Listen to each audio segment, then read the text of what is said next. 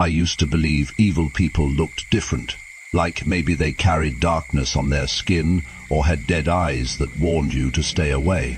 But the truth is most evil people look normal. That's what made people trust me. That's what made them open their doors. And that's exactly why I survived longer than I deserved. My name doesn't matter anymore. The people still alive in Oju Village would probably kill me if they ever heard it. And honestly, I wouldn't blame them. This happened in Nigeria nearly 12 years ago. Back then, I worked with two men who were worse than thieves. We called ourselves traders whenever people asked questions. But what we really did was travel from village to village, stealing sacred objects, masks, bronze figures, old carvings, anything foreigners would pay money for. Most villages never noticed until we were long gone. Some did. But by the time they realized what happened, we had already crossed state lines. At first I told myself it wasn't serious. They were just old objects sitting in dusty shrines. But old people in the villages would always warn us, every single time. They would say things like, "Some things are not meant to leave the earth they were buried in," or "The spirits attached to those things do not travel peacefully." We always laughed, especially my friend Chaik. He used to say poor villagers invented ghost stories to protect things they couldn't afford to lose. Maybe he was right. At least I thought he was, until we arrived in Oju Village. The village wasn't on any map I knew. We heard about it from a drunk driver in Makurdi. He said there was an abandoned shrine deep inside the forest outside the village. According to him, the shrine was filled with ancient masks carved before colonial times. That was all Chaik needed to hear. He became obsessed. 3 days later we were driving there. It took hours. The roads became narrower and narrower until they turned into dirt paths swallowed by thick forest. By the time we reached Oju Village, the sun was already setting. I remember the silence first.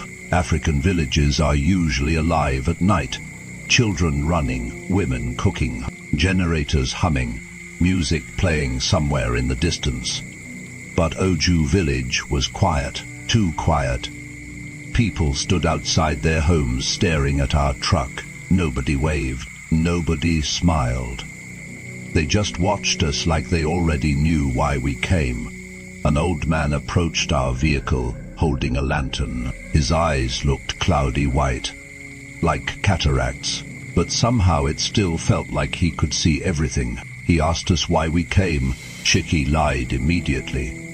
He said our truck overheated, and we needed somewhere to rest for the night. The old man stared at us for a long time.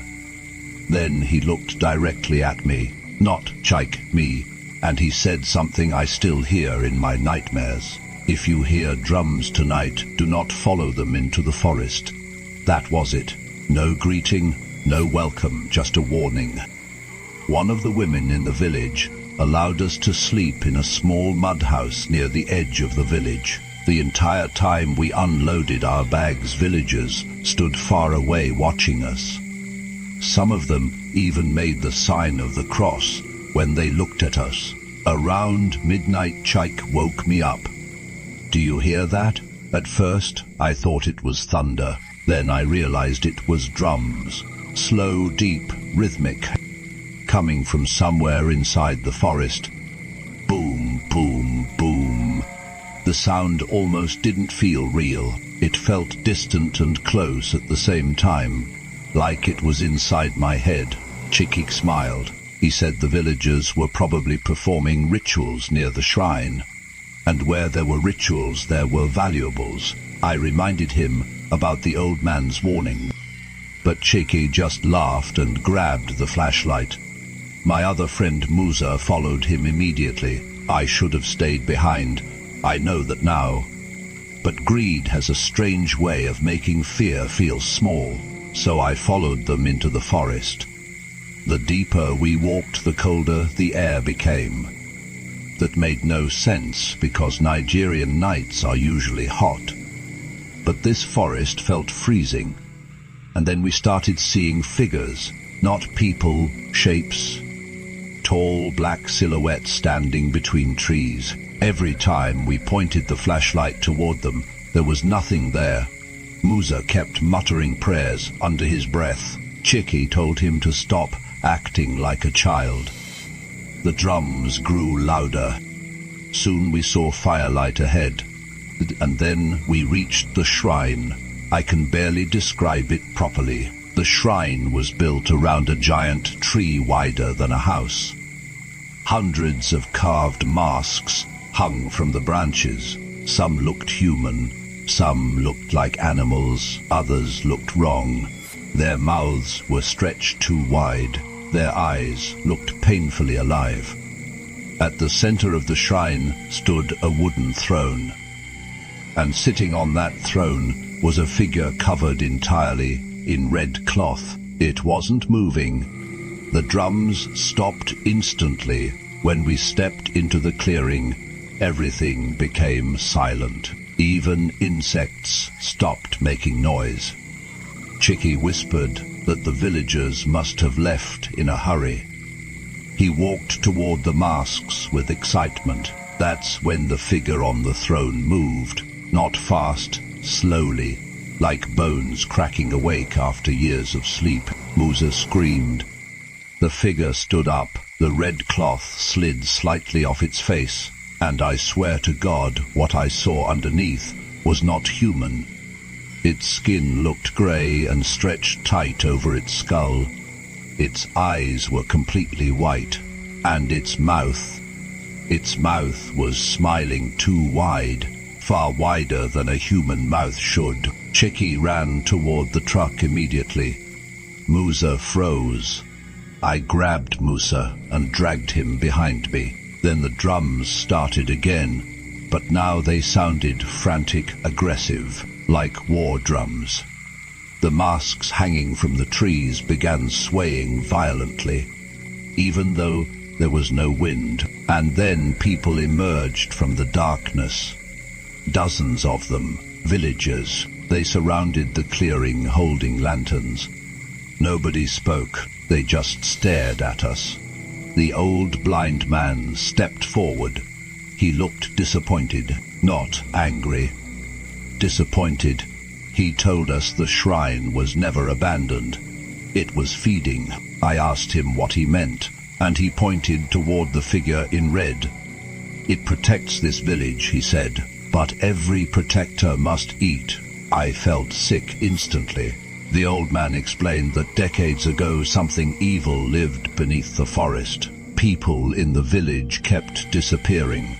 Children, hunters, travelers. Then their ancestors trapped the thing inside the shrine. But in exchange, the village had to feed it, one person every few years. Always outsiders. My heart dropped. The villagers hadn't been staring at us earlier because they feared us. They were waiting to see if the shrine accepted us. Chicky suddenly appeared from the darkness, screaming. He said the truck wouldn't start. That's when something moved above us. I looked up into the tree. At first I thought the branches were moving. Then I realized those weren't branches. They were arms, long human arms hanging from the darkness above. Hundreds of them. Musa began crying. The figure in red pointed directly at Chike. The villagers grabbed him instantly. He fought like an animal, screaming, begging, promising money. Nobody cared. They dragged him toward the throne. The entire time the drums kept playing, louder and louder. I'll never forget what happened next. The red figure opened its mouth impossibly wide, and darkness poured out. Not blood, not smoke. Darkness. It swallowed Chika's scream. Literally swallowed it. The sound vanished mid-cry. Then the lanterns went out. Every single one. The forest became pitch black. and all around us people started laughing. Not normal laughter, the kind of laughter you hear when someone has completely lost their mind. Musa ran. I ran too. Behind us, something huge crashed through the trees. I could hear branches snapping, heavy footsteps shaking the ground. Musa screamed my name once. Just once, then he disappeared.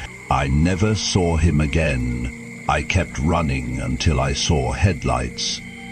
Our truck. The engine was suddenly working. The driver door was open. I jumped inside and drove. I didn't even close the door properly. I just drove. As I sped away from Oju Village, I looked into the mirror. The villagers were standing at the edge of the forest, watching me leave, and beside them stood the figure in red, still smiling. I never went back. I stopped stealing after that night. Not because I became a good person, but because something followed me home. For weeks after returning, I heard drums outside my apartment at exactly midnight. Slow, deep, rhythmic, boom, boom, boom. Whenever I looked outside, nobody was there. Then strange things started happening. Masks would appear in places I never left them. I'd wake up and find muddy footprints inside my room. Sometimes I'd hear whispering in a language I didn't understand. One night I woke up because I felt someone standing over me. I opened my eyes slowly, and there it was. The figure in red, standing beside my bed. It leaned close enough for me to smell rotting earth. Then it whispered something into my ear. I still don't know what language it spoke, but somehow I understood. You left before the feast was finished. After that night I moved cities, then moved again. And again, but no matter where I go, sometimes at midnight I still hear drums, and every now and then I catch people staring at me strangely, like they recognize me, like they know something. Last month I received a package with no return address. Inside was a carved wooden mask, and underneath it was a note. The village is hungry again. I burned the mask immediately, but when I woke up the next morning, the mask was back on my table, smiling at me. If anyone listening to this story ever travels through a remote village and an old person warns you not to enter the forest at night, listen to them. And some things hidden in the forest are still hungry. Thank you for watching. Please don't forget to subscribe, like, comment and share.